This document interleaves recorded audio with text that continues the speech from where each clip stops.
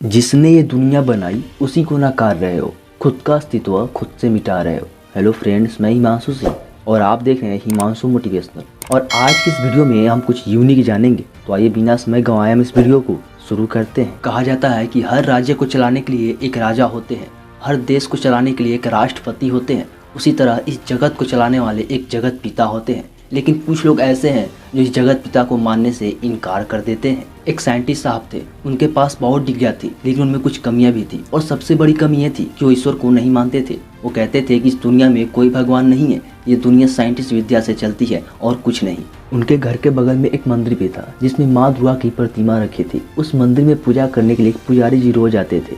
जब पुजारी जी माँ दुर्गा की पूजा करते तो साइंटिस्ट साहब बोलते कि अरे पंडित, बेकार के कामों में क्यों उलझा है, तो जिसका गुणगान कर रहा है क्या पता वो इस दुनिया में है भी या नहीं। अरे तो खुद पत्थर है, इसके सामने तो सर पटकेगा तो तेरा सर ही फूटेगा और कुछ नहीं, जाके कोई काम धाम कर ले। वो ऐसा ही बोलते, लेकिन पुजारी चुपचाप सुनते, उनको प्रसाद देते और वहाँ से पूजा करके चल जाते। लेकिन साइंटिस्ट साहब प्रसाद भी नहीं खाते थे, वो फेंक देते थे। अब ऐसा रोज रोज का हो गया था। रोज की तरह जब पुजारी जी पूजा कर रहे थे तो साइंटिस्ट साहब उनके पास गए और जाकर फिर से उनके सामने ईश्वर को कोसने लगे। लेकिन इस बार पुजारी जी को रहा नहीं गया और वो उसके पास जाकर बोले कि तुम ईश्वर को क्यों कोस रहे हो। तो साइंटिस्ट साहब बोले कि जिसकी आराधना तुम कर रहे हो और इस दुनिया में है ही नहीं, तो मैं कोसूं नहीं तो क्या करूं।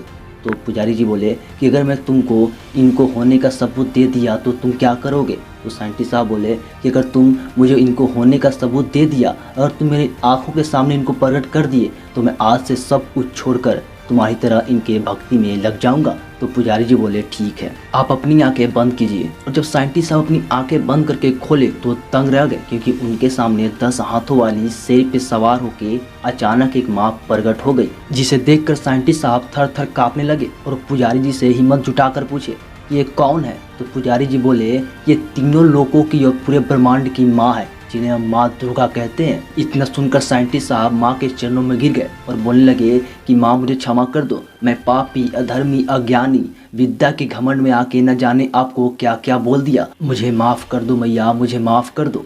तो माँ दुर्गा बोली कि कोई बात नहीं, तुम्हारी हर गलती मेरे लिए नादानी है, मैंने तुम्हें माफ़ किया। तो साइंटिस्ट साहब बोले कि माफ़ करने के लिए बहुत बहुत शुक्रिया मैया, लेकिन मुझे आपसे कुछ चाहिए।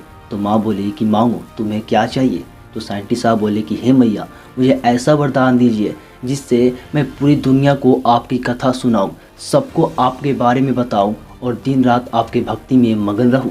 तो माँ बोली जैसी तुम्हारी इच्छा। और इतना कहकर माँ अचानक वहाँ से अदृश्य हो गई। और माँ के जाने के बाद पुजारी जी और साइंटिस्ट साहब दोनों एक साथ ही रहने लगे और इस पूरी दुनिया को माँ की कथा सुनाने लगे। तो इस वीडियो से मैं आपको यही बताना चाहता हूँ कि कितने ऐसे लोग हैं जो कहते हैं कि इस दुनिया में भगवान नहीं होते, लेकिन मैं उनसे कह दूँ कि भगवान होते हैं मेरे दोस्त, भगवान होते हैं, लेकिन वो दिखते उन्हीं को है जो उनके सच्चे मन से, सच्चे भक्ति से और सच्चे दिल से याद करता है। तो मैं यकीन करता हूँ कि वीडियो आपको अच्छा लगा होगा, और अच्छा लगा होगा तो हमारे वीडियो को लाइक, एक प्यारा सा कमेंट और चैनल को सब्सक्राइब कर दीजिएगा, ताकि हम आपके लिए ऐसे वीडियो और लाते रहें। तो मिलते हैं हम आपसे अगले वीडियो में, तब तक के लिए बाय बाय।